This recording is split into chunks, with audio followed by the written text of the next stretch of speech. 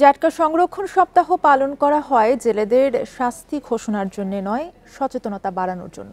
তাই এই সপ্তাহে নদীতে জাটকা ধরা থেকে বিরত থাকার আহ্বান জানিয়েছেন মৎস্য ও প্রাণী সম্পদ উপদেষ্টা ফরিদা আক্তার। বান্ডেল থাকলে প্রতি সেনমানিতে টাকা বাঁচবে। বিকাশ সেনমানি বান্ডেল কিনে জিতুন প্রতি লেনদেনে।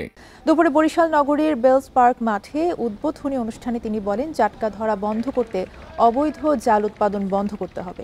এজন্য কারখানাতেও অভিযান পরিচালনা করা হবে। এই এক সপ্তাহ জাটকা ধরা বন্ধ হলে ইলিশের উৎপাদন আরও বাড়বে এবং বিদেশে ইলিশ রপ্তানি সম্ভব হবে বলেও মন্তব্য করেন তিনি।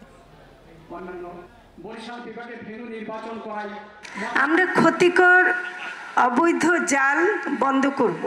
এটা আমাদের একটা বড় কাজ।